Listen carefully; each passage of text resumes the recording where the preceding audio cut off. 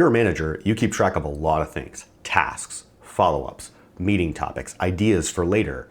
It can feel like a whirlwind. And not for lack of trying, but most people use systems without the best practices for different types of work, and so things stay in your head. My name is Jared. I'm a manager and a productivity nerd, and today I'm going to show you 3 different types of information that we track as managers and best practices that will help you reduce stress and improve your follow-through. Because at a certain level of responsibility, trying to remember everything becomes risky because people are relying on you, and not only can it be inefficient, but it also can start eroding trust. Studies from Gallup and PwC have interestingly shown that employees generally don't trust their leadership very much. And one of the big reasons they give is lack of follow-through. The kicker on this is also that it doesn't typically come from big failures. It's like little things that slip through the cracks, especially in a few key areas that managers deal with all the time. First is losing track of things that you are waiting on. This is especially true with things like IT tickets or work orders or interdepartmental issues where there's a problem that needs to be solved and you're not the one to solve it, but people expect you to know what's going on with it because you're the manager. So having a lightweight way to keep track of what's still out there allows you to follow up, it allows you to escalate an issue or at least answer questions when they arise about what's going on. As a manager, you're also making decisions all day, and sometimes the best decision is to postpone a decision. What's dangerous is trusting yourself to remember that later on. So having a system for things to revisit in the future is really helpful. Things like decisions, ideas, topics to discuss. That can help you to deal with issues with finesse and make strategic decisions about timing, but only if you have reliable reminders. And if you've ever wrapped up a meeting with your team and then thought of something important you needed to discuss, that's super frustrating. It's also undermining the trust in your communication, because when topics are living in your head instead of in a system, then meetings become less reliable. People stop trusting that important things are going to get addressed in those meetings. So having a way to store future meeting topics and then revisit them when you're planning the meeting is super helpful for any manager. So like, cool story, bro, but how am I supposed to keep track of all this stuff? The biggest mistake would be not writing anything down. But a close second is not having a consistent and coherent system. I don't know how many managers I've worked with where their desk is like a nest of sticky notes everywhere and they don't even know what's on them. So they're definitely writing things down. It's just not coherent and organized in any way. So what does make a good system? Well, let's talk about a few best practices that will help you design a system that works for you. So the first best practice for your system is that it needs to be low friction input. It must be easy to put things in, because if there's any friction to adding something into your system, it's likely you're just not going to do it consistently. And once that happens, you're now relying on your memory again. You're playing with fire. So there are a lot of software tools that do this really well, but for a lot of people, pen and paper is going to be the best option, just because there's no learning curve.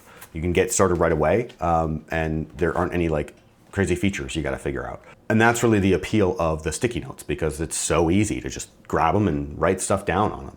The opposite of this would be, of course, over-engineering some sort of elaborate database or a Notion dashboard or something that takes a lot of energy and time to maintain, and then you don't really use it consistently to put things into it because it's a little bit more difficult. The second best practice is simple and coherent organization.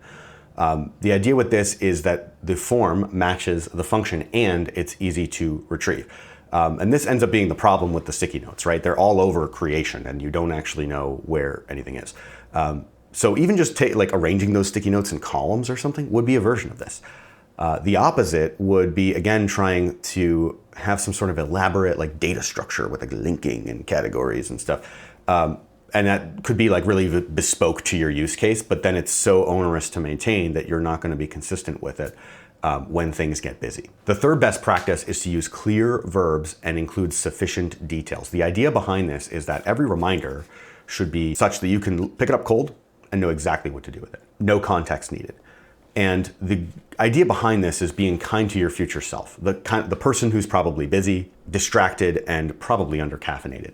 Fourth best practice is to automate follow-up and reminders. And this isn't about getting fancy with some sort of custom-coded AI automation thing. It's just about having, simple reminders using basic things like due dates or, calendar features to take the pressure off yourself to have to remember to remember. And if any of this stuff sounds familiar, I'm sure a lot of it does, A lot of it is inspired by David Allen's Getting Things Done. And I found that his ideas are super powerful when you apply them to managerial work, where people are trusting you to follow through on things, and it becomes critical to your success. So to make this hyper practical, I'm going to show you how I do this in Todoist. But keep in mind that what matters here isn't the app or the tool I'm using, it's the principles and the best practices behind it. So first thing that we talked about was stuff that you're waiting for. So the way that I handle this in Todoist is I just have a project that I call waiting or waiting for.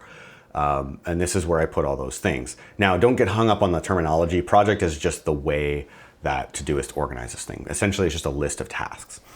So what I'll do here is I'll drop a task in when I'm waiting for something. Let's look at a couple examples. Let's say that I put in an IT ticket today because one of my direct reports, Jason, is having a login issue with one of our systems. So put that in there that I'm waiting for IT response about Jason's login issue, and then I'm going to put the ticket number in here that I got from the ticketing system and today's date. Second item, let's say I brought something to a committee today and Nicole is the committee chair and I'm waiting on a decision about a proposed new position, and I'm going to put today's date there that I'm following up on it, and then it goes in that waiting project. So notice how simple this is. Single text string. I'm not putting a bunch of multiple field inputs. There's no categories or tags that I'm putting on here. It's low friction. Second thing to notice here is the specificity. Again, I'm putting who I'm waiting for, what I'm waiting on, and the date it started, and relevant details like that ticket number, which is typically what IT is going to ask for if I follow up.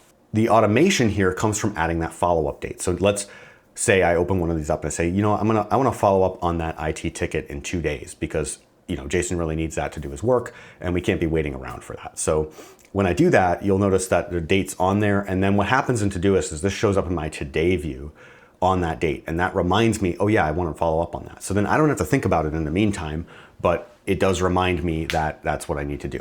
Second thing we talked about was postponing items for the future.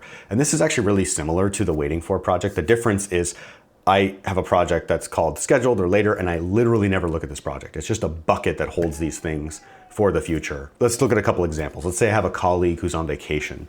And I want to like follow up with him about that and just build that relationship with some, discussion of how that went. So let's say I want to ask John about his vacation, and of course he's on vacation now, so I can't ask him today. I need to do it after he returns. So I'll put like, maybe he's coming back in 10 days. Nice low friction feature of Todoist is when I typed in 10 days, it's going to automatically detect the date and put that in there.